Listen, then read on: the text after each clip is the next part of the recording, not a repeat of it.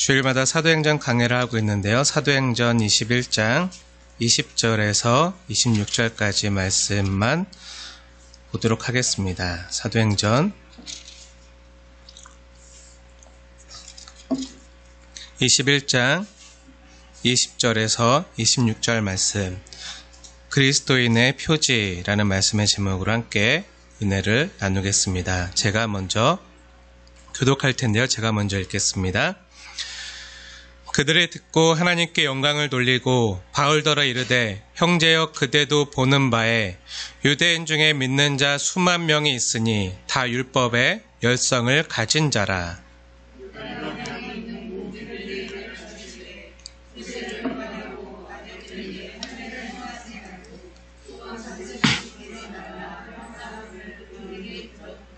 그러면 어찌할꼬 그들이 필연 그대가 온 것을 들으리니,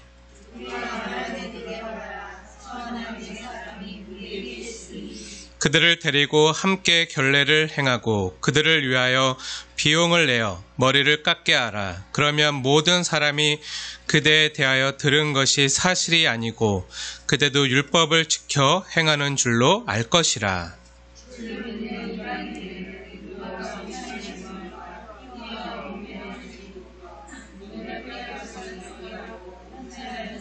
함께 읽겠습니다. 바울이 이 사람들을 데리고 이튿날 그들과 함께 결례를 행하고 성전에 들어가서 각 사람을 위하여 제사 드릴 때까지의 결례 기간이 만기된 것을 신고하니라. 아멘. 그리스도인의 표지라는 말씀의 제목으로 함께 은혜를 나누겠습니다. 사랑하는 여러분, 우리는 지난주에 바울이 드디어 예루살렘에 올라오는 장면을 함께 보았습니다. 바울이 지금까지 하나님의 은혜 가운데서 1차, 2차, 3차 전도 여행을 하면서 세웠던 유럽의 또 아시아의 많은 이방인 교회 대표자들과 함께 예루살렘 교회를 방문하였습니다. 하지만 그 예루살렘 교회를 올 때 그냥 온 것이 아니라 예루살렘 교회와 성도들을 사랑하는 마음을 가지고 모든 지역 교회들마다 이렇게 그들을 아끼고 사랑하는 마음을 가지고 연보해서 헌금한 예물을 가지고 그 대표자들과 함께 예루살렘 교회에 올라와 야고보와 예루살렘 교회 장로들과 성도들을 만나는 장면을 함께 보았습니다. 바울이 예루살렘 교회에 도착해서 가장 먼저 한 일이 무엇이었죠? 바로 지금까지 있었던 하나님이 자기의 사역으로 말미암아 이방 가운데서 하신 일들을 낱낱이 보고하는 선교 보고였습니다. 우리가 지난주에 자세히 살폈지만요, 바울은 자기가 한 일이 아니고 하나님께서 하신 일로 말하고 있습니다. 사도는 정말 지극히 겸손한 모습으로요, 어떠한 가시나 자기 자랑이 없이 오직 주 예수님만 높이고 주님만 드러나길 바라고 있을 뿐이죠. 우리가 이것을 보면서 나는 없고 오직 주 예수님만 저와 여러분의 삶을 통해서 영광스럽게 드러나야 할 것도 함께 배웠습니다. 사랑하는 여러분, 부탁드리겠습니다. 아무리 존경스럽고 신령하고 능력이 많은 그 어떤 목회자라고 하더라도요, 여러분은 특정한 목회자를 따르거나 추종해선 안 됩니다. 하나님이 만약에 저에게 은혜를 주셔서요, 제가 바울 사도처럼 병든 사람을 위해서 기도만 하면 병이 낫고 제 손수건이나 앞치마를 누군가 가져가서 대기만 해도 병이 낫고 또 하나님과 직접 통해서 앞으로 되어질 일을 제가 기가 막히게 알아맞히고 심지어 사도가 유도고를 살린 것처럼 죽은 자를 살리는 기적을 제가 일으킨다고 하더라도요, 여러분은 인간 목회자인 저를 결코 자랑하거나 추종해선 안 됩니다. 주국교회 가운데 안타까운 것 중에 하나는요, 교회 다니는 신자가 자기 목사님을 너무 존경하고 귀하게 여기는 것은 너무 좋죠. 근데 이것을 넘어서서 마치 목사님을 주님과 같이 대하고 섬기는 것을, 또 인간 목회자를 정말 하나님처럼 맹목적으로 추종하거나 따르는 것은 매우 위험스러운 일입니다.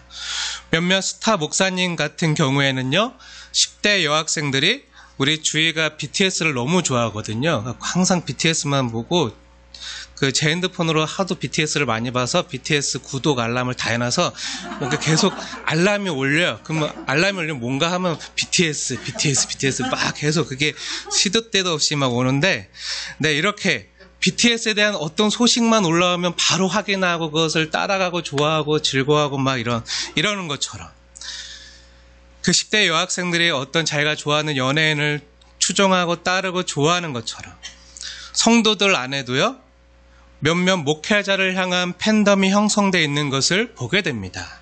특히 담임 목사님을 향한 엄청난 그런 것들이 많이 형성된 걸 보게 돼요. 하지만 목회자도요, 주님의 도우심이 필요한 죄인일 뿐입니다. 바울의 고백을 보십시오. 늘 언제나 사람들의 초점이요, 주 예수님이 아니라 자기 자신에게 맞추어지는 것을 사도는요, 정말 극도로 싫어했습니다.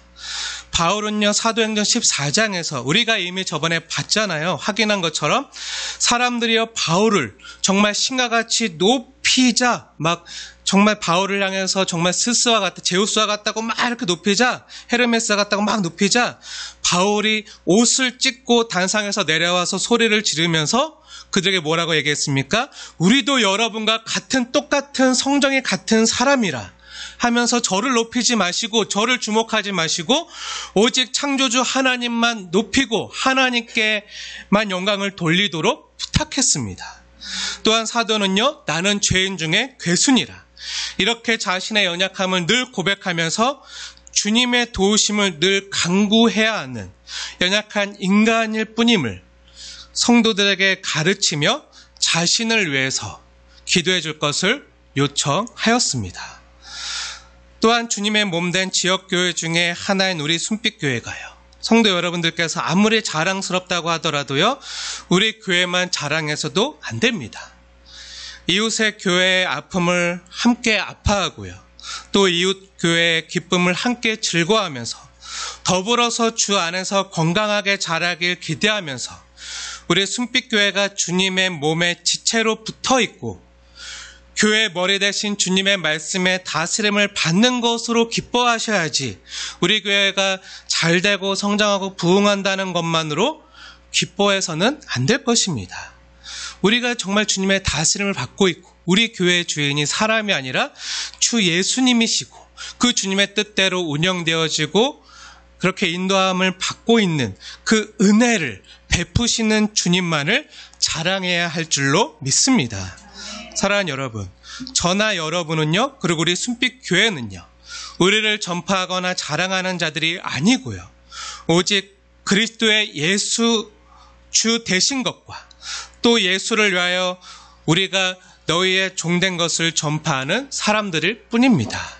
함께 고백하시고 인정하십니까?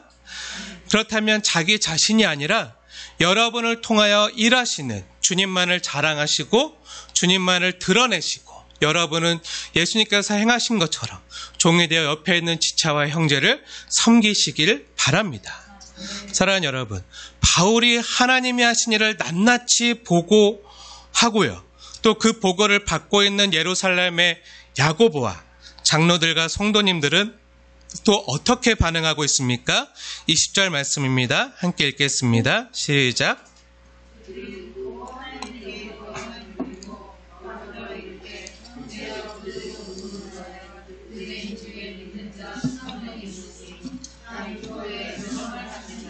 아멘. 사랑하는 여러분, 바울의 선교 보고를 들은 예루살렘 교회 성도들의 반응이 무엇입니까? 정말 진실된 성도들의 한결같은 반응이 어떠했죠?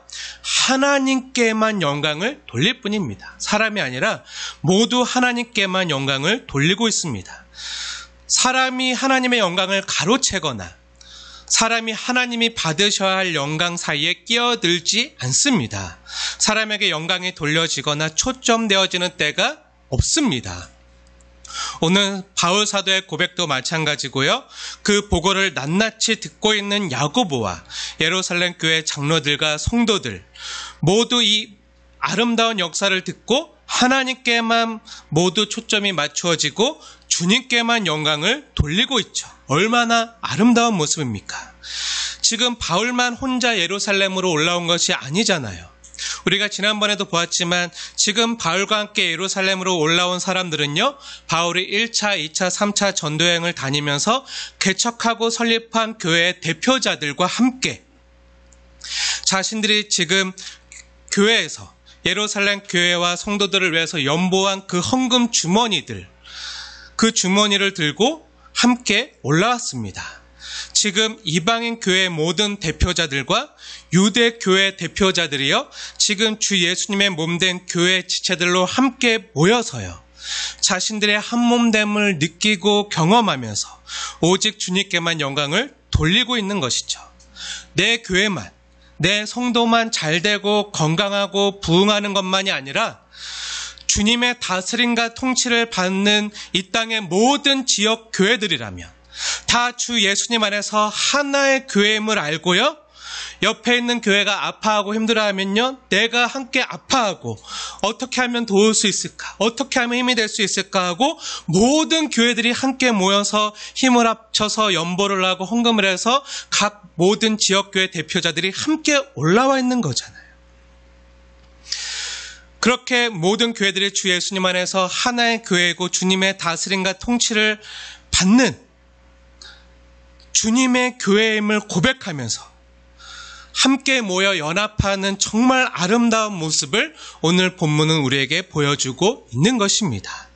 지역이나 신분이나 빈부 기천과 상관없이요, 복음 안에서 주님 안에서 하나됨을 확인하고 또 나누어주고 베풀고 섬기고 또 받을 줄도 알고 또 함께 누리면서 이 모든 일을 행하신 주님께만 영광을 돌리고 있는 거죠. 지금 예루살렘 교회 야고보와 장로들과 성도들이 그 많은 연보를 받고 있잖아요. 하지만 그것이 사람이 주는 것이나 사람이 적선하거나 동정하는 것이 아니라 하나님께서 우리 교회와 성도들을 다스리고 돌보시고 먹이시고 입히시고 함께 한다는 것, 하나님이 나에게 우리에게 주신다는 것을 알고 감사함으로 받고 있는 거죠. 그렇게 예루살렘 교회의 목회자 또한 당시 초대교회 총회 대표, 그 대표회장을 맡고 있었던 그 야고보가요, 하나님께 영광을 돌리고 나서 바울에게 무엇라 말합니까? 함께 읽겠습니다. 20절과 21절 말씀입니다. 시작. 바울더러 이르되 형제여, 그대도 보는 바에 유대인 중에 믿는 자 수만 명이 있으니 다 율법의 열성을 가진 자라. 내가 이방에 있는 모든 유대인을 가르치되 모세를 배반하고 아들들에게 할례를 행하지 말고 또 간습을 지키지 말라 한다 함을 그들이 들었도다. 무슨 일입니까? 지금 어떠한 일이 벌어지고 있죠? 조금 전까지만 해도 함께 기뻐하면서 서로 주 안에서 한 몸이고 한 지체이며 하나됨을 느끼며 주께 감사와 영광을 돌리는 그런 감격스러운 일이 있었지만요, 지금 야고보의 말을 통해서 분위기가 조금 바뀌고 있는 것을 우리는 느끼게 됩니다. 이방인 교회 모든 대표자들과 유대 교회 모든 대표자들이 함께 만난 이 자리에, 이 성도의 교제가 풍성한 이 감격적인 만남의 자리에서 주님은 우리를 너무나도 적나라한 현실로 우리를 데리고 갑니다. 그 적나라한 이 땅의 현실이 무엇입니까? 아직 이 땅에는요, 많은 장벽이 있다는 거예요. 마음의 벽이, 견고한 성이 딱 있다는 거예요. 주 안에서, 복음 안에서 하나된 우리는 그러한 장벽을 넘어섰지만 아직 그 장벽을 넘어서지 못한 채 서로 벽 뒤에서 서로 헐뜯고 비방하고 거짓된 풍문과 가짜 뉴스를 퍼뜨리고 있는 사람들이 이 땅에는 너무나도 많다는 거예요. 오늘 본문을 보세요.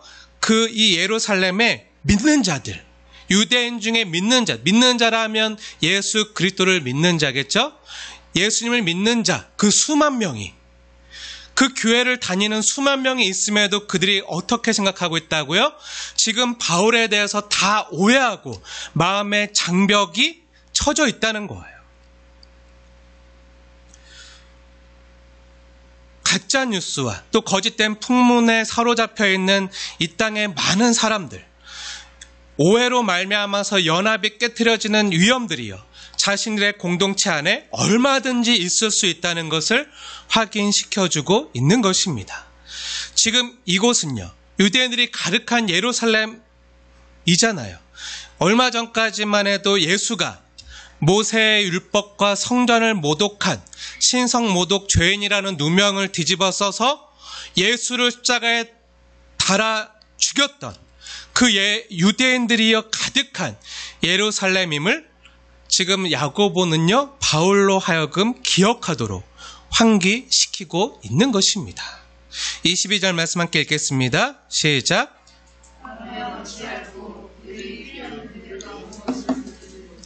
그러면 어찌할꼬 어이할꼬.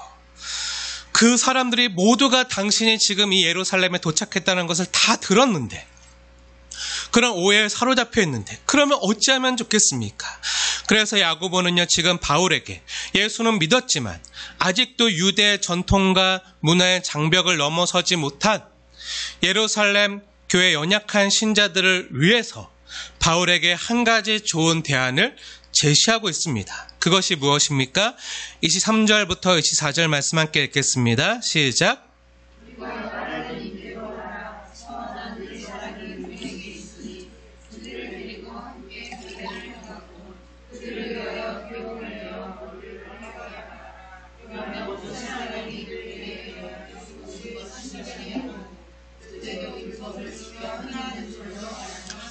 아멘.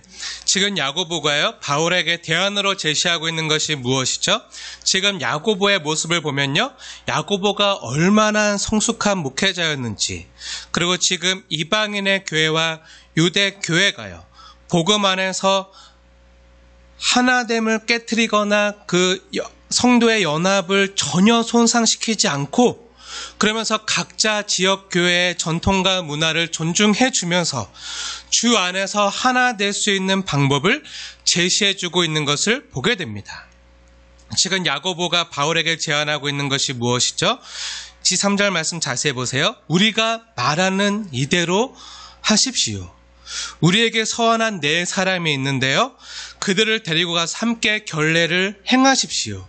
또 그들이 결례를 행하는 데 필요한 그 모든 비용을 바울 사도님께서 대신 다 내주시고 지불하신다면, 그동안 바울에 대해서, 당신에 대해서 바울이 모세 율법을 배반하고 할례를 행하지 말고 또 유대 간습을 지키지 말라고 했던 그 모든 것들이 사실이 아니고, 바울도 역시 하나님의 율법을 존중하고 지켜 행하는 사람인 줄 예루살렘에 있는 모든 유대인들이 알게 될 것입니다. 이렇게 제안하고 있는 거예요. 지금 이 뜻이 무엇입니까? 지금 야고보가 말하고 있는 이 서원이 무엇입니까?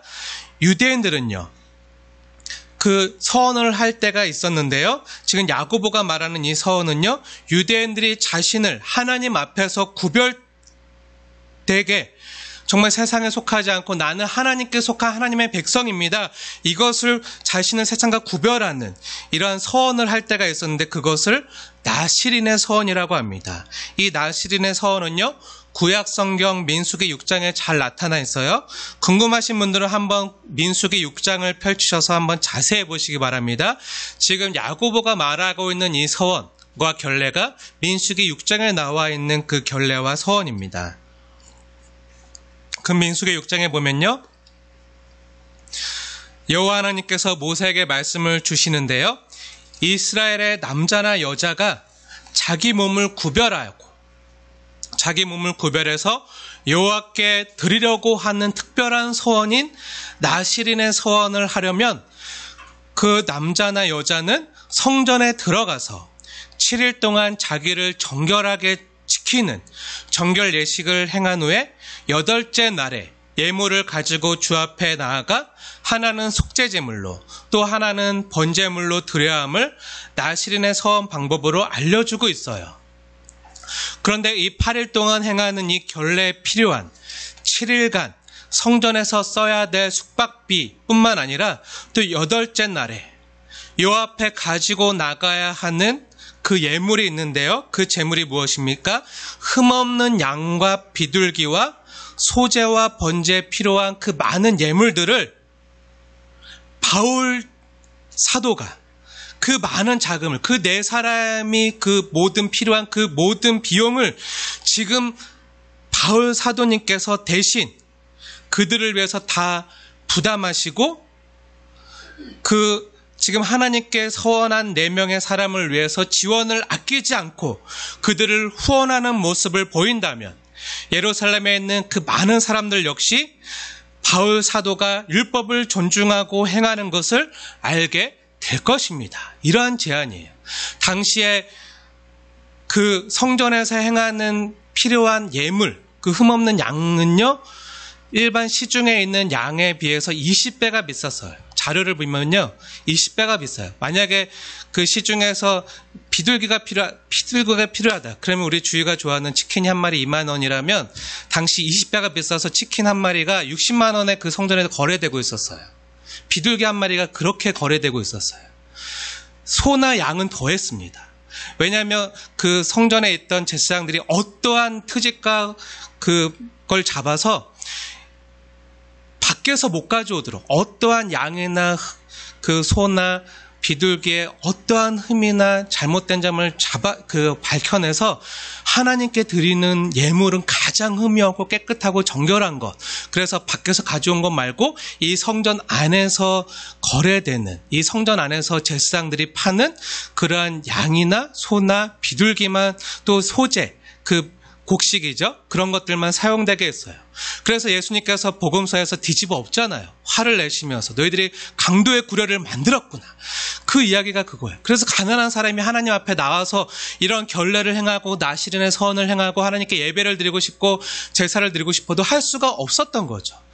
그거에 대한 그 많은 큰 비용과 많은 그 예물을 지금 이 4명의 그 필요한 나시린의 서원에 들어갈 그 결례에 대한 비용을 당신이 부담한다면, 그 많은 금액을 부담한다면 이 예루살렘에 있는 사람들 역시 당신이 율법을 존중하는 것을 알게 될 것입니다. 정말 쉽지 않은 제안이잖아요.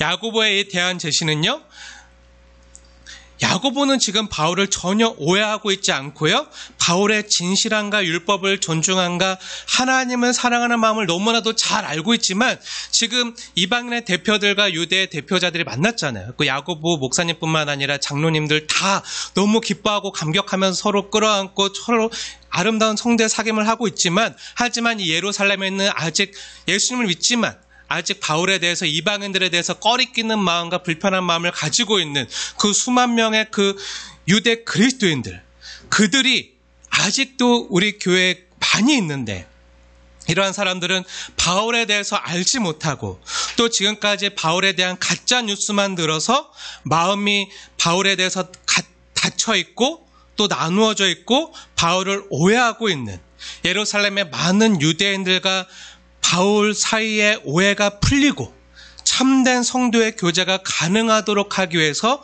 지금 야고보 목사님이 지금 이러한 제안을 바울에게 하고 있는 거죠. 이것은요, 바울과 성도를 모두 사랑하고 위하지 않으면 할 수 없는 제안인 것이죠. 사실 바울은요, 우리가 이미 이전에 봤어요. 이미 보았지만 사도행전 18장에서 이미 이 나시린의 서원을 하면서 머리를 깎습니다. 예루살렘으로 가려고 하기 전에 이미 사도행전 18장에서 나시린의 서원을 하면서 머리를 깎아요. 사도행전 18장 18절 보세요.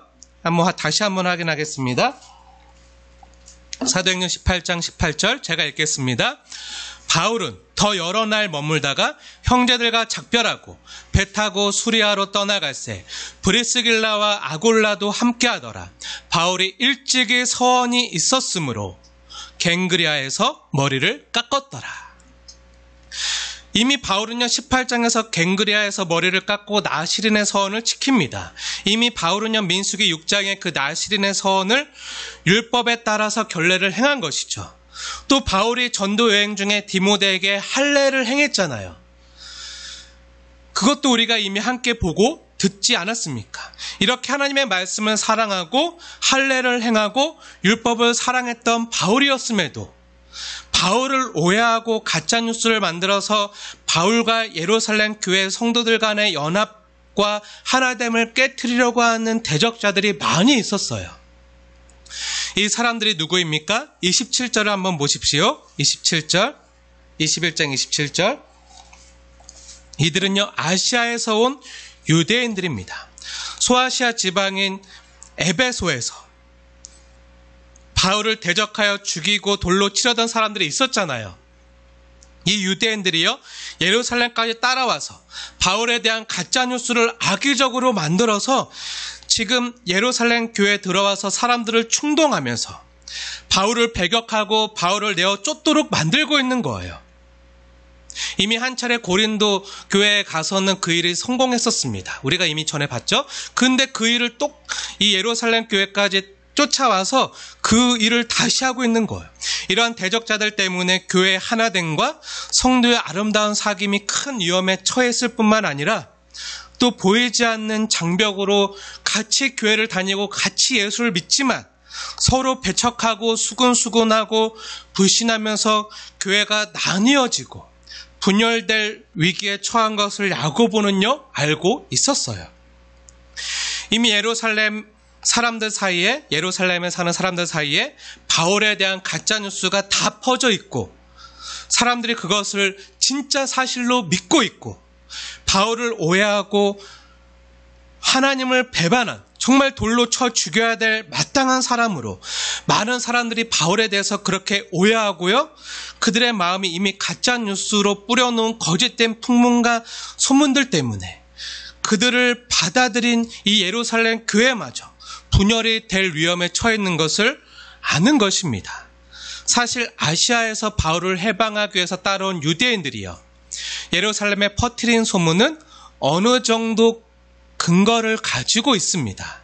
없는 말 만들어낸 게 아니에요. 하지만 거기에 뭔가 가짜와 거짓을 덧붙였어요. 바울이요, 이미 고린도전서 7장에서요, 7장 19절 보면 이렇게 말했습니다. 할례를 받는 것도 아무것도 아니요, 할례를 받지 않는 것도 아무것도 아니로되. 할례는 중요한 것이 아니라 오직 하나님의 계명을 지킬 따름이니라. 그 로마서 2장에는 이렇게 말해요. 오직 이면적 유대인이 유대인이며 할례는 마음에 알지니 영에 있고 율법 조문에 있지 아니한 것이라. 그 칭찬이 사람에서가 아니요 다만 하나님에게서니라. 그리고 골로새서 2장에는 바울이 뭐라고 말합니까? 골로새서 2장 16절 17절 보면 이렇게 말해요. 그러므로 먹고 마시는 것과 절기를 지키는 것과 초하루나 안식일을 이유로 누구든지 너희를 비판하지 못하게 하라. 그 유대 절기나 안식일을 지키는 거로 인해서 누구든지 너희를 비판하지 못하게 하라. 이 모든 것들은 장래일의 그림자이나 몸은 그리스도이니라. 몸은 그리스도의 것이니라. 바울이 이렇게 말했을 뿐만 아니라 또 이방인 교회 성도들에게 편지를 써서 보내기까지 하였습니다. 이러한 바울의 편지나 가르침들을 얼핏 보면요, 할례를 무시하는 것처럼 여겨지고요, 모세 율법을 배반하는 것 같이 보입니다. 오랫동안 유대인들이 생명처럼 지켜왔던 전통과 간습을 무시하는 것 같이 느껴져요. 안식일을 무시하는 것 같이 느껴져요. 날이나 절기나 안식일이나 이러한 중요한 정말 믿음 생활 영역까지 바울이 이것을 다 무시하고 이런 것들은 다 그림자고 중요한 것이 아니고 중요한 것은 몸은 그리스도의 것이니라 라고 말하니까 바울이 마치 우리의 소중한 신앙의 유산을 다 파괴하고 율법을 폐하고 무너뜨리고 있다고 사람들이 오해하고 생각하고 있는 거죠. 사랑하는 여러분, 그렇다면 정말 바울이 율법을 지키지 말라고 했습니까?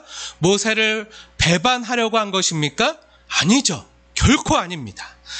바울이 디모데에게 할례를 주었잖아요. 바울 자신도 예루살렘에 올라오기 전에 나시린의 서원을 다 지켜 결례를 먼저 행하잖아요.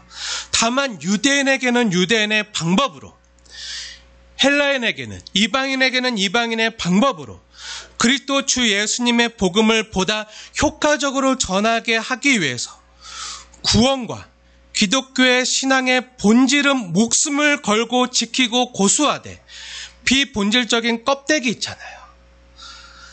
껍데기, 복음과 전혀 상관없는, 복음의 본질과는 전혀 상관없는 각 나라의 전통과 관습에 관해서는 유연하게 대처한 것이죠.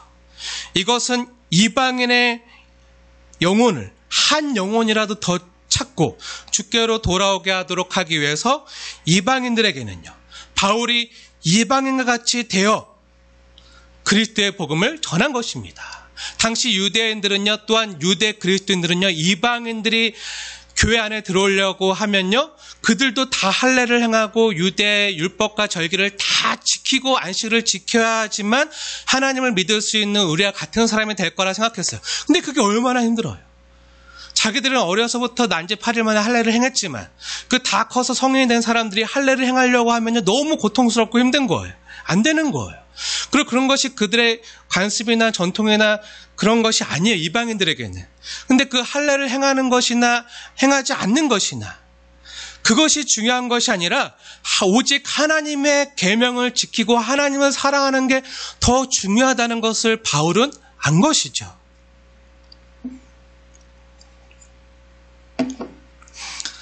당신이 교회에 나오시려면 할례를 행해야지 교회에 나오실 수 있습니다. 당신이 교회를 나오시려면 술, 담배를 다 끊어야지. 그러고 나서 교회를 나오십시오. 하려면 얼마나 힘들어요. 그게 안 되는 사람도 많잖아요. 그러니까 그 할례 문턱이 너무 높아서요. 또 교회에서 요구하는 그 수준이 너무 높아서 미리부터 겁먹고 교회 문턱이 너무 높으니까 저 교회 가고 싶은데 일단 술부터 끊고 담배부터 끊고 저 교회 나가고 싶은데 제가 지금보다는 조금 더 착한 사람이 되고 양심적인 사람이 되고 그런 사람이 되면 나중에 그래도 내가 좀 괜찮은 사람이다 싶을 때 그때 갈게요 하는 사람들이 우리 주변에 얼마나 많아요. 근데 그 사람들이 보기에는 교회 문턱이 높은 거예요. 교회에서 요구하는 것들이 너무 많은 거예요. 나는 아직 11조 할 그런 믿음이 없는데 11조 해야 된다고 하니까 문턱이 높은 거예요. 그래서 미리부터 겁먹고 문턱이 높아서 감히 주께 나가지 못하는 사람들이 많이 있었어요. 이방인은 그 유럽에 있는 많은 이방인들과 아시아에 있는 많은 이방인들 간에 너무 많이 있었어요. 근데 그게 중요한 게 아니죠. 우선은 주 예수님의 복음을 듣고 십자가와 부활의 복음을 듣고 구원 얻는 게 가장 중요하잖아요. 그러고 나서 은혜를 받으면 정말 하나님의 사랑을 깨달아 알면 나머지는 하나님께 감사해서 저절로 믿음의 반응으로 사랑의 순종으로 행하는 거지 먼저 이 율법을 행해야지만 구원을 받는 게 아니잖아요. 그걸 바울은 이방인들에게 정말 복음의 진수와 정수를 먼저 알려주고 그러나 정말 그들이 정말 순수한 마음으로 정말 자원해서 믿음의 반응과 하나님을 향한 사랑을 고백하도록 이렇게 요청한 거거든요. 근데 이방인 그리스도인들이 그렇게 주께로 돌아오는 것을 유대 그리스도인들은요 못마땅하게 생각한 거예요. 나는 이렇게 사는데 나는 이렇게 다 하는데 할례도 행하고 모든 율법도 다 지키고 결례도 행하고 그리고 이거 다 하고 하나님께 이렇게 귀한 헌금도 드리고 다 하는데 왜 저 사람은 안 해? 나는 이렇게 교회에서 열심히 봉사하는데 왜 저 사람은 안 해? 하면서 억울한 거죠. 그러니까 그 사람도 나처럼 해야지. 그래야지 내가 똑같이 교회 다니는 사람으로 여겨주겠어 하고 자기의 높은 기준을요 아직 연약한 사람들에게 제시하고 있는 거예요. 그러니까 미리부터 겁먹고 교회 문턱이 너무 높아서 못 들어오는 사람들이 많으니까 바울이요 구약 성경에도 많은 선지자들이 이렇게 외쳤잖아요. 할례는 몸이 아니라 마음이 할지니. 구약 성경도 보면요 예레미야뿐만 아니라 에스겔도요 굉장히 많이 여러 차례 할례는 몸이 아니라 마음이 할지니 마음의 할례를 행하는 것이 더 중요하다고 말하면서 또 유대인들만 지키던 날이나 절기나 안식일 같은 전통이나 신앙적인 관습은 이방인들은 전혀 모르잖아요. 모르기 때문에 그 이방인들에 맞게 먼저 가장 중요한 거 예수님의 십자가의 복음을 또 부활의 복음을 전한 것이죠. 하지만 이것을 오해하고 못마땅하게 생각했던 또 억울하게 생각했던 유대인들이요 바울에 대해서 악의적인 소문을 만들어 내었던 거예요. 그래서 이 악의적인 소문을 막 전파하고 그래서 그 성도가 이방인 교회들과 유대 교회들이 하나가 되는 것. 주 예수님 안에서 똑같은 하나의 교회거든요. 하지만 이 하나가 되고 성도의 사귐이 가능해지는 이 연합을 깨트려 놓는 거예요. 그렇다면 이 연합을 깨트려 놓는 것이 무엇입니까? 뭘로 이렇게 다 만들죠? 말이에요. 말.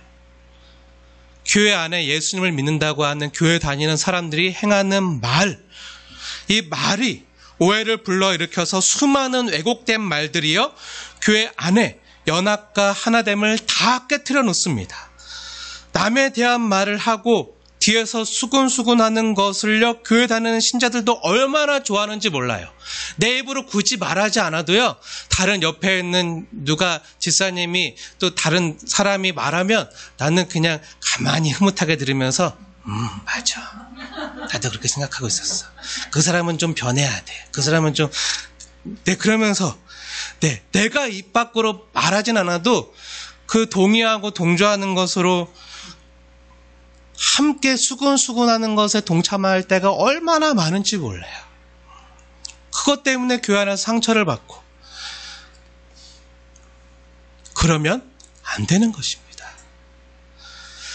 그러한 수군수군하는 말들이요, 오해와 왜곡을 낳고요, 교회의 하나됨과 연합을 다 깨트려 놓는 거예요. 이러한 일들이 왜 생깁니까? 예수님을 믿고요, 하나님을 믿어도요, 교회를 다녀도요, 내 뜻대로 믿어야 돼요. 내 뜻대로. 내가 옳다고 생각하는 방식대로 다른 사람도 행해야 된다고 생각하기 때문이죠. 그래서 내가 옳고요, 나는 바른데 저 사람은 틀렸고 저 사람도 나와 같은 방법으로 신앙생활을 해야 돼. 내가 이렇게 그 사람을 사랑하고 위해서 권면해 줬는데, 이렇게 말해 줬는데, 그렇게 그 사람이 못하면 그 사람은 믿음 없는 사람이고, 내 말을 잘 듣고 내 뜻에 따라주면 괜찮은 사람, 괜찮은 신자로 생각합니다. 그렇게 자신도 모르는 사이에요, 내 말을 잘 듣고 잘 따라주는 사람인 내 편과, 또 내 말을 안 듣고 내 말을 무시하고 동참하지 않는, 나를 따라주지 않는, 이름은 알고 얼굴은 알지만 그 이상 더 아는 것은 피곤하고 더 이상 알고 싶지 않은, 상관하기 싫은 남의 편으로 나도 모르는 사이에 교회를 다니면서 은연중에 편을 가르고 있는 거예요. 나를 좋아하는 사람과 나를 안 반기는 사람, 이렇게 편을 가르고 있는 거죠. 이 사람은 나와 말이 잘 통하고 마음이 통하는 사람, 하지만 이 사람은 나와 안 통하고 불편한 사람, 이렇게 편을 가르고요, 이러한 오해가, 또 이러한 마음에서 비롯된 말들이요, 교회 안에서 왜곡을 낳고요, 교회의 하나됨을 깨트리고 성도의 사귐을 다 가로막고 있는 거예요. 이러한 일들은요, 초대교회뿐만 아니라 오늘날에도 여전히 죄인된 저와 여러분 속에서 일어날 수 있고요, 또 일어나고 있는 사실들입니다. 얼마나 우리가 죄인들입니까? 신앙생활을 해도요, 내 뜻대로 해야 되는 거예요. 신앙생활을 해도 내 뜻대로 하고 싶어하고, 남도 그래야만 하고, 그래야 직성에 풀리고, 그렇게 안 하면 성이 안 차고 분에 안 차는, 얼마나 내 중심적으로 이기적으로 신앙생활하고 싶어하는 죄인들이 얼마나 교회 안에 많은지 몰라요. 그 어디에도요, 죽기까지 종이 되어 섬기셨던 주 예수님의 섬김의 모습으로 지체와 형제를 귀히 여기고 받아주고 품어주고, 아직 정말 그를 위해서 간절히 기도하고 권면하지만 아직 이런 분량에 이르지 못했으면 더 아끼고 사랑하는 마음으로 잠잠히 기도해주는, 그렇게 품어주는 그러한 섬기는 모습을요, 오늘날 교회 안에서 찾아보기 힘든 것은 왜입니까? 저와 여러분이 먼저 회개해야 할 줄로 믿습니다. 그리고 주님의 마음을 달라고요, 은혜를 구하고 기도해야 합니다.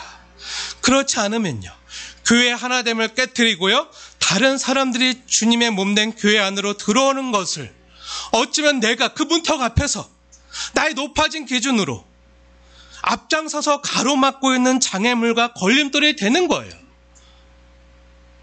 얼마나 무서운 일입니까? 오늘 성경을 보십시오. 예루살렘에 있는 유대인들은요, 자기들은 율법을 지키는 유대 그리스도인들로, 수준 높은 그리스도인들로 생각하고요.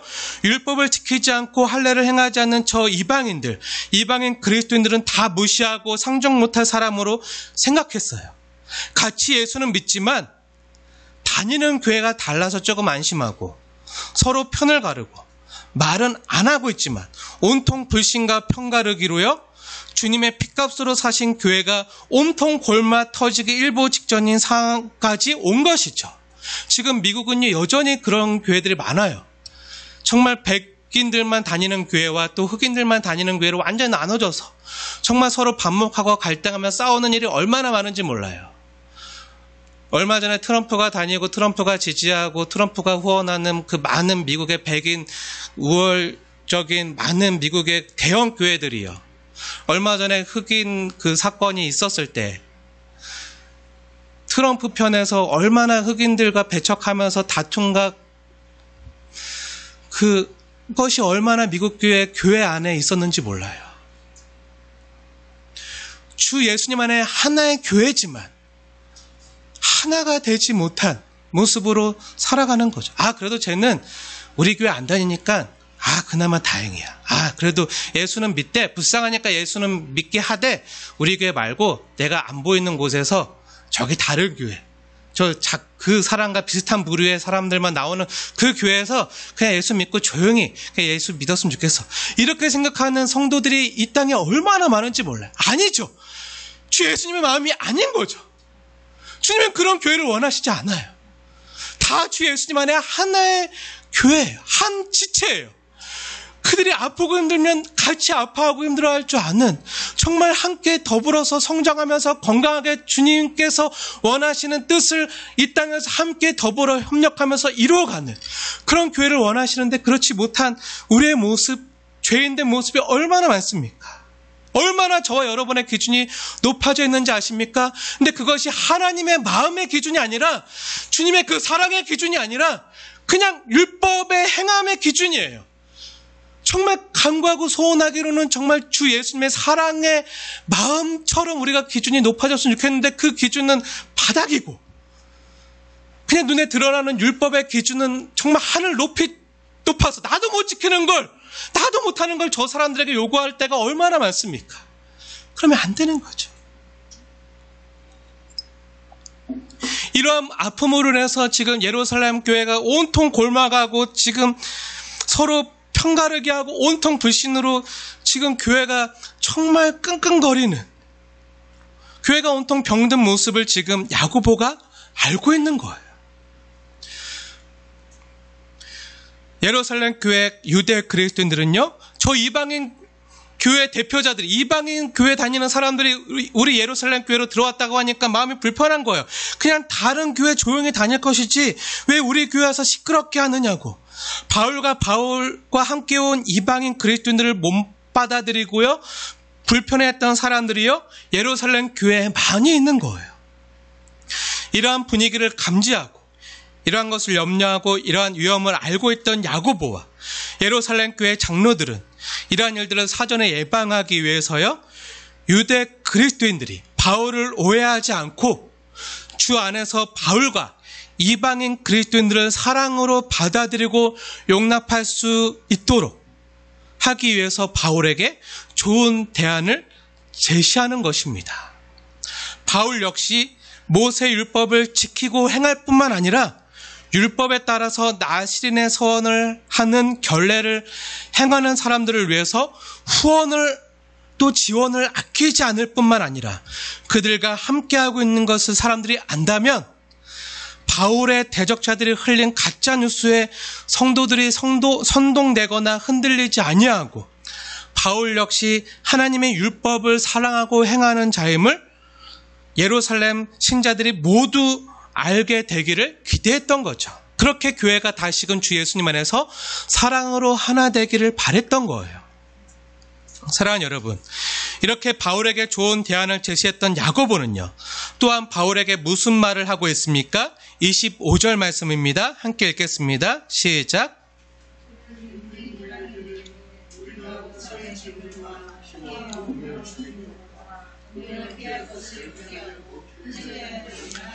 이것은 무엇입니까? 야고보는요, 지금 유대인인 바울에게 너는 유대인으로 또 베냐민 지파로 히브리인 중에 히브리인으로 유대의 간습한 전통과 율법을 잘 아는 자로서 너에게는 이러한 결례를 행하는 것을 요구하고 있지만 잘 들으십시오. 다른 이방인 그리스도인들과 다른 이방인 교회에는 내가 이미 편지를 써서 보낸 것 같이 사도행전 15장에 편지를 써서 보냈잖아요. 그렇게 한 것 같이 이방인들은 이러한 유대 전통과 간습과 절기나 정결 예식이나 의식법을 행하지 않아도 좋다. 이러한 법들을 요구하지 않고 다만 하나님을 믿는 자로서 유대 그리스도인이나 이방 그리스도인이나 모두가 하나님을 믿는 자로서 모두 지켜야 할 우상이나 음행을 피할 것만 편지하였다라고 말하고 있잖아요. 이 바울의 말, 이 야고보 목사님의 말을 여러분 이해하시겠습니까? 바울과 이방인 교회를 위해서 모두 배려하고 있는 거예요. 사랑하는 여러분, 이러한 야고보와 예루살렘 교회 장로들의 정말 아름답고도 올바른 제안에도 불구하고요, 이후에 바울은 어떻게 됩니까? 아시아에서부터 바울을 해방하기 위해 쫓아온 유대인 대적자들에 의해서요, 예루살렘에서 결박을 당하고 감옥에 갇히는 신세가 됩니다. 그리고 이방인들의 손에 넘겨져요. 얼마나 교회의 하나됨과 연합을 지키기가 힘들었는지 모릅니다.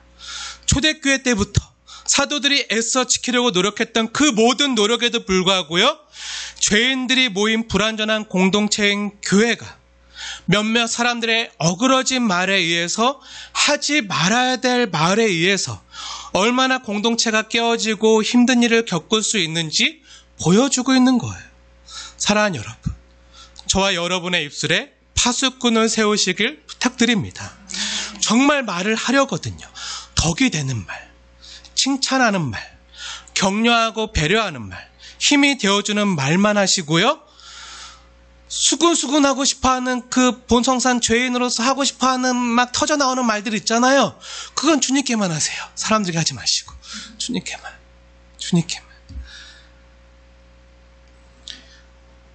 그리고 여러분의 생각이나 뜻에 다른 사람들이 따르도록 주장하는 말을 교회 안에선 해서는 안 될 줄로 믿습니다. 하지만 사랑하는 여러분, 오늘 바울과 야고보를 통해서 우리는 무엇을 배웁니까? 그리고 주님께서 우리 순빛교회 공동체에게 무엇을 요구하고 말씀하시는 것입니까? 바울과 야고보를 자세히 보십시오. 얼마나 둘의 관계가 아름답습니까? 야고보는요, 바울과 예루살렘 교회 성도들의 아름다운 사귐을 위해서 바울에게 정말 지혜로운 대안을 제시하고 있고요, 바울은 또 주님의 복음을 위해서라면 내가 살든지 죽든지 결박을 당하든지 생명을 잃어버리든지 주 예수님의 십자가의 복음과 부활의 복음을 증거하는 것을 마치려 하면은 정말 내 생명조차 귀한 것을 여기지 아니하고 지금 예루살렘까지 달려온 바울이요, 어떻게 하고 있죠? 구원이나 복음의 본질과 관련된 것이 아님을 알고 있음에도 불구하고요,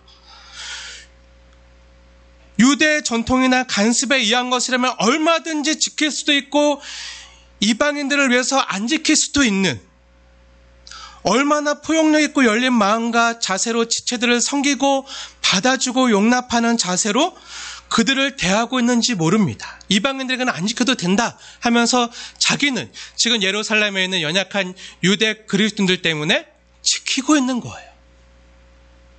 그래서 어떻게 합니까? 야고보가 제안한 대로 결례를 행하는 사람, 네 사람의 모든 그 비용을 자신이 다 부담하면서 그들과 오랜 시간 함께 결례를 행할 뿐만 아니라 그들을 후원하고 지원하는 것으로 자기가 하나님의 사랑과 율법을 행하는 자임을 보여주고 있는 거예요.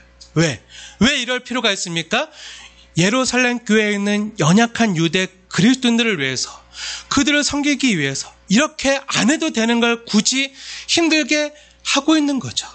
그 마음과 진심을 아시겠습니까? 예루살렘 교회에 있는 연약한 유대 그리스도인들이 자신 때문에 걸려 넘어지지 않도록 하기 위해서 그 연약한 유대 그리스도인들을 믿음의 잘 세우기 위해서 자기 자신은 안 해도 됨을 알고 있어요. 알지만 자신의 방법과 뜻을 내려놓고요, 연약한 지체를 위해서 비용을 부담하고 대가를 치르고 불편을 감수하고 섬기는 이 사도의 마음과 진심이 느껴지십니까? 이방인이든 유대인이든 한 영혼도 잃어버리지 않고요, 한 영혼이라도 더 얻고 그들이 주를 따르게 하는 목적으로 자신을 온전히 내어놓고 섬기고 있는 이 마음이 느껴지십니까? 사랑하는 여러분, 오늘 바울과 야고보의 이러한 섬김의 모습을 통해서 저와 여러분은 무엇을 느끼십니까? 이 내용을 성경에 기록하게 하신 성령 하나님께서는요, 지금 이 시간 우리 공동체에게 무엇을 요구하고 계시는 것입니까? 교회 하나됨과 연합의 중요성을 알려주고 있는 것이라 믿습니다. 이것을 위해서라면 내 뜻과 내 생각 내려놓고요, 얼마든지 주 안에서 형제와 지체와 이웃을 받아내고 용납해주고 이해하고, 유대인에게는 유대인처럼 이방인에게는 이방인의 모습으로 그들을 섬기면서 복음을 살아내므로, 복음을 삶으로 전하라는 메시지를 우리에게 주는 것인 줄 믿습니다. 사랑하는 여러분, 오늘 말씀의 제목이 그리스도인의 표지입니다. 어떻게 보면 오늘 본문 전체는요, 그리스도인의 표지에 대해서 말하고 있는데요. 표지가 뭐죠? 표지. 표지는요, 가장 쉽게 말하면 표시내는 거라 할 수 있어요. 내가 하나님 믿는 사람임을 드러내고 표시내는 거. 내가 하나님 믿는 자임이 나도 모르게 표가 나는 거. 이게 표지예요. 나는 예수 믿는 사람입니다 하고 표시내는 것이죠. 당시 예루살렘 교회 유대 그리스도인들은요, 하나님을 믿는 것이, 교회 생활 잘하는 것이, 믿음 생활 잘하는 게 할례를 행하고 날이나 절기를 지키고 안식일을 지키고 모든 율법을 지키는 것을 너무나도 중요하게 여겼어요. 사도 바울 역시 예루살렘 교회 연약한 성도들을 위해서 유대인의 모든 관습과 전통과 율법을 지키고 결례를 함께 행하고 섬기는 모습으로 그들을 존중해 주어요. 그렇지만 그러한 것은 우리가 예수를 믿고 은혜로 구원을 얻는데 본질적이거나 핵심적인 것이 아님을 알고요, 만약 그러한 유대의 할례나 절기나 의식이나 음식법이나 이러한 것들이 이방인들에게 있어서 걸림이 된다면, 주를 믿게 하는 데 있어서 걸림이 되거나 너무 문턱이 된다면 얼마든지 유연하게 할 수도 있고 안 할 수도 있는, 이방인들에게는 요구하지 않을 수도 있는 것으로 가르치고 있는 것을 알고 계십니까? 물론 우상을 숭배하지 말아야 되고 은행을 행하면 안 되고 간음하면 안 되지만, 이런 거 외에 정말 어느 나라의 전통과 관습과 그런 거에 대해서는 해도 되고 안 해도 되는 것으로 지금 가르치고 있는 거예요. 사랑하는 여러분, 우리가 교회의 반석과 기초와 기둥과 뼈대가 되는, 정말 우리 기독교의 본질과도 같은, 절대로 포기할 수 없는, 우리가 생명을 잃어버리는 한이 있어도 결코 타협할 수 없는 기독교의 핵심 진리인 주 예수 그리스도를 믿음으로, 오직 예수님의 십자가와 부활의 복음만으로 우리가 믿음으로 은혜로 구원을 얻는 이 복음 진리를 배반하는 일에 있어서는 결코 안 될 것입니다. 만약에 혹시 그러한 일이 있다면요, 우리는 바울처럼 생명을 걸고 복음 진리를 목숨 걸고 지켜야 될 줄로 믿습니다. 하지만 우리가 구원을 얻는 기독교의 본질적인 복음 진리가 아닌 이상, 간습이나 전통이나 날이나 시간이나 개인의 성향이나 기호나 취미나 이런 것 때문에 절기나 율법의 행위나 이런 것들은 얼마든지 교회의 하나됨과 또 천하보다 귀한 한 영혼이 주께로 돌아오도록 하는 일을 위해서요, 내 뜻을 주장하려고 하지 않고요, 상대방의 입장에서 얼마든지 상대방의 편에서 유연하게 맞추어주고 내 뜻을 내려놓을 줄 아는 열린 마음이 있어야 될 줄로 믿습니다. 있어야 됩니다. 그것이 성숙입니다. 사랑하는 여러분, 술, 담배 문제로요, 마음이 힘들어하거나 다툼을 일으키지 마십시오. 이것 때문에 전쟁을 치르는 집안이 많이 있는 걸 알고 있어요. 술, 담배 문제는요, 본질적인 문제가 아닙니다. TV를 보거나 핸드폰을 하거나 게임을 하는 문제로 다툼을 일으키지 마십시오.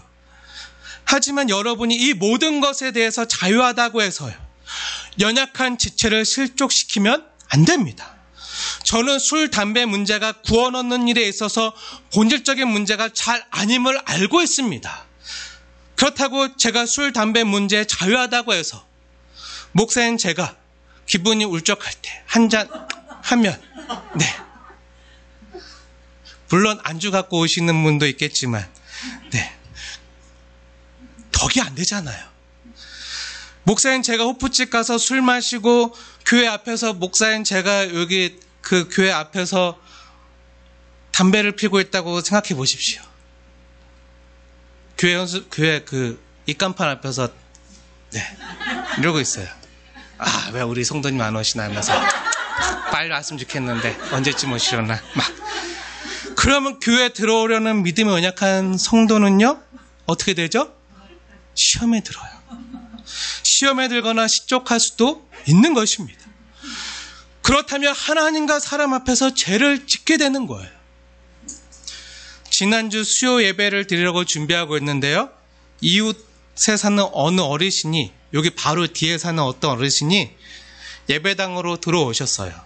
목사님께 부탁드리고 싶은 이야기가 있어서 찾아오셨다는 그런 이야기를 하면서 본인이 이 교회 바로 옆에 이 뒤에 사는데, 얼마 전에 이 가능동에서 가장 큰 교회인 어느 S교회 집사님을 자기가 잘 알고 있는데, 자꾸 자기 집 앞에서 담배를 피고 담배꽁초를 자기 집 앞에 던지고 간다는 거예요. 그 담배꽁초를 그냥 던지면 화재 위험도 있고, 그리고 그 집사님이 계속 담배를 정말 줄담배를 피시니까 그 S교회 집사님의 건강을 위해서 담배를 피지 말아달라고 정중히 부탁을 드렸대요. 근데 그 S교회 집사님이요, 아니 당신이 무슨 상관이냐고 하면서 막 언쟁을 높이면서 싸웠대요. 얼마 전에 싸웠대요. 그래서 그 어르신이 생각할 때는 담배는 폐암과 기관지염을 유발하고 건강에 매우 해로우니까 그 집사님이 다니는 여기 S교회 큰 교회 담임 목사님을 찾아가서 부탁을 하면 자기 말은 안 들어도 자기 담임 목사님 말은 들어주겠지 하고, 그분이 그 담임 목사님이 말씀하시면 담배를 끊을까 싶어서 우리 교회 인근에 있는 큰 대형교회 S교회 담임 목사님실을 찾아가서 정중히 노크를 하고 부탁을 드렸다고 합니다. 그러자 그 담임 목사님께서 그 어르신에게 핀잔을 주시면서, 아니 그건 개인 양심에 따라 피고 말고 하는 것이지 자기가 어떻게 이래라 저래라 하냐면서 무안을 주면서 그 어르신을 돌려보내셨대요. 그것이 본인에게는 너무 충격이 되어서 지금 주변에 있는 모든 교회들을 돌아다니면서 목사님들께 성도님들의 건강을 위해서 금연을 꼭 말해달라고 부탁을 하러 다니고 있다고 말씀하시는 거였어요.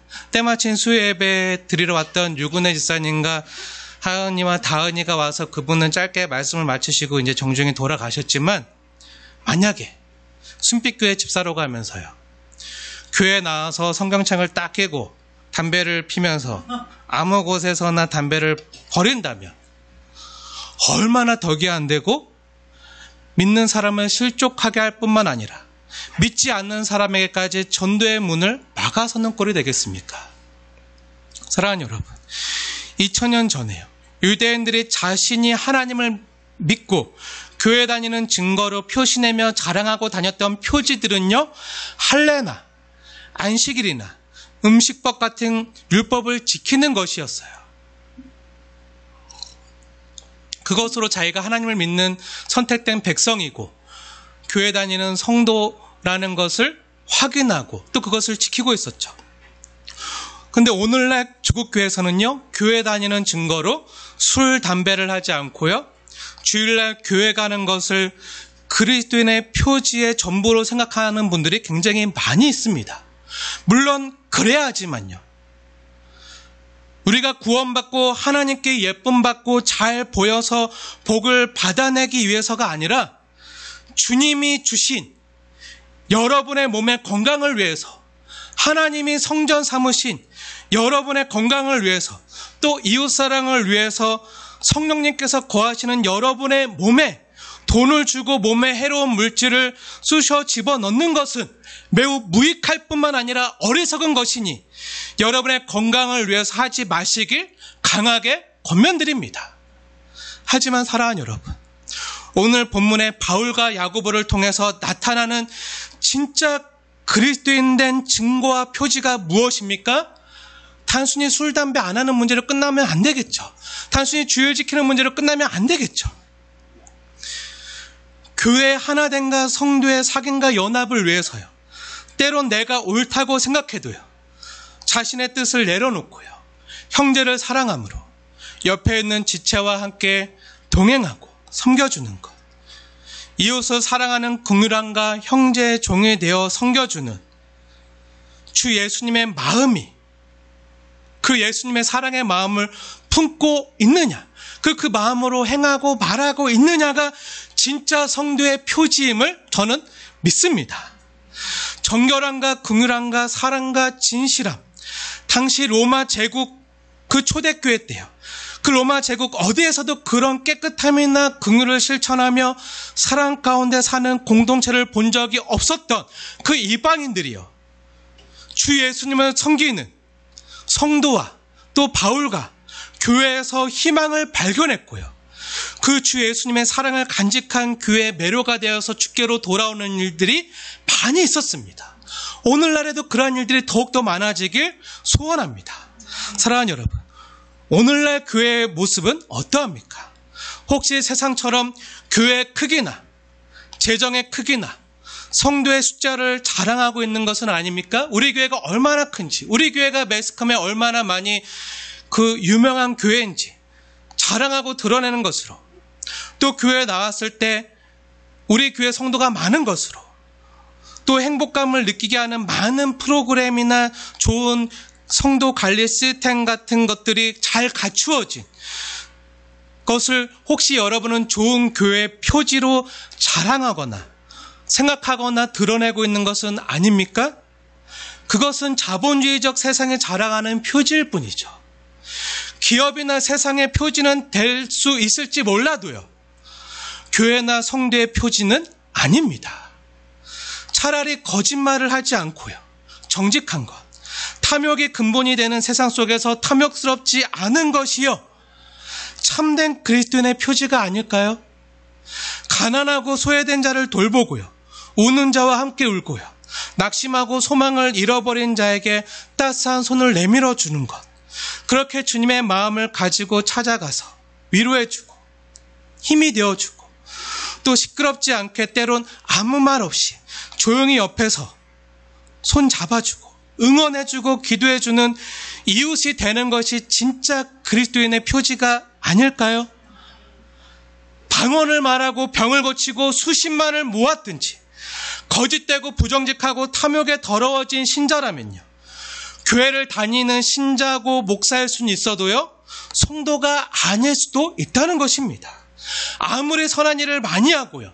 자기 몸을 불사르게 내어준다 할지라도요. 그 안에 지체나 이웃에 대한 진실한 사랑이 없고요. 자기 자신만을 자랑하고 주 예수님보다 사람을 더 높이고 주님의 뜻보다 사람의 목소리와 의지가 더 크고 앞서는 교회는요. 건물의 교회일 수는 있어도요. 주 예수님이 주인 되시는 교회는 아닐 것입니다. 무엇이 우리를 그리스도인 되게 하는 것이고요. 그 증거가 무엇입니까? 무엇이 참된 그리스도인의 표지입니까? 사랑하는 여러분, 성경 로마서 8장 9절에서는요. 그리스도인의 표지로서 가장 중요한 기준을 제시해 주고 있는데요. 그것이 무엇입니까? 제가 로마서 8장 9절 말씀 읽어드리겠습니다. 하나님의 말씀으로 받으십시오. 만일 너희 속에 하나님의 영이 거하시면 너희가 육신에 있지 아니하고 영에 있나니 누구든지 그리스도의 영이 없으면 하나님의 사람이 아니라. 그리스도의 영이 없으면 그리스도의 사람이 아니라. 우리 안에 그리스도의 영이 있어야지만, 하나님의 영이 있어야지만 그때서야 비로소 그리스도인 된 표지를 드러낼 수 있는 것입니다. 이것을 오해하지 마시지요. 지금 그리스도의 영이 있는 그 표지가요, 방언이나 예언을 행하거나 막 신령한 것을 보거나 삼창에 올라가거나 유신을 하거나 막 그런 게 아니에요. 그걸 말하고 있는 게 아니에요. 바울은 지금 로마서 보면 그걸 얘기하고 있는 것이 아니에요. 무엇입니까? 마음의 변화를 받아, 심령의 변화를 받아. 정말 우리의 마음이 우리를 죽기까지 사랑하신 그 그리스도의 사랑의 마음이 우리 안에 가득해서 그리스도의 사랑을 나도 모르게 내 말로 내 행동으로 드러낼 수 있는 사람, 그리스도의 영이 있는 사람, 성령님이 그 안에 내주하시고 살림 차리시고 그 성령님의 뜻하심대로 행하는 사람, 성도가 성도 될 수 있는 것입니다. 나무는요, 그 열매로 말을 합니다. 나무는요, 꽃과 열매로 자신이 어떠한 나무인지를 드러내고 표시하고 나타내죠. 저와 여러분은 그리스도인이십니까? 그리스도라는 나무에 접붙여져 있으십니까? 여러분의 영혼과 삶 속에 그리스도의 흔적을 가지셨습니까? 그 열매로 나무를 아는 것입니다. 저와 여러분 속에 그리스도의 영이 내주해 계시면요, 그리고 성령 하나님께서 저와 여러분의 주인이 되신다면요, 저와 여러분의 진짜 그리스도인 된 표지는요, 성령의 열매로 맺혀지는 거예요. 그 열매가 뭐죠? 성령의 열매가 뭐죠? 성경은 우리에게 이렇게 제시해 줍니다. 갈라디아서 6장에 있는데요, 22절과 23절 말씀 제가 알려드리겠습니다. 오직 성령의 열매는 사랑과 희락과 화평과 오래 참음과 자비와 양성과 충성과 온유와 절제니 이와 같은 것을 금지할 법이 없느니라. 어떤 성령의 어떤 신비 체험이나 어떤 신뢰한 것이 아니잖아요. 다 뭐죠? 성령님이 내주하는 사람이라면, 그리스도인이라면 품어야 될 성품과 인격과 마음, 다시 말해서 예수님의 그 인격을, 예수님의 그 성품을 우리의 신앙 인격으로 가졌느냐? 저와 여러분 삶 속에 이러한 열매들이 있으십니까? 이러한 성령의 열매는요, 금지할 법이 없습니다. 굳이 말하지 않아도요, 소리쳐 알리지 않아도요, 안 나타내려고 해도요, 자랑하지 않으려고 해도요, 굳이 티 내지 않으려고 해도요, 이 같은 것은요, 금지할 방법이 없습니다. 꽃은요, 굳이 내가 꽃이라고 말하지 않아도요, 향기로 드러납니다. 향기로 말하는 거예요. 나무는요, 굳이 내가 어떤 나무인지 말하지 않아도요, 열매를 보고 그 나무가 어떤 나무인지 알게 되는 거예요. 저와 여러분은 굳이 말하지 않아도요, 삶으로 여러분의 성품과 신앙, 인격으로 이와 같은 성령의 열매들이 맺혀지고 드러나고 계십니까? 저와 여러분 안에요, 그리스도의 영이 있다면 저와 여러분의 말과 행동을 통해서요, 그리스도의 이름이 드러나고 높임을 받으셔야 합니다. 그러한 모습이 있으십니까? 예수님처럼. 그리고 오늘 본문의 사도와 같이 지체와 이웃을 섬기고 계십니까? 삶에서 맺혀지는 열매들로요, 이 세상 속에서 그리스도인됨과 교회됨을 드러내는 것으로 모든 영광을 오직 주 예수님께만 돌리고 많은 이들이 주께로 돌아오게 하는 저와 여러분이 되어지기를 주님의 이름으로 간절히 축원을 드립니다.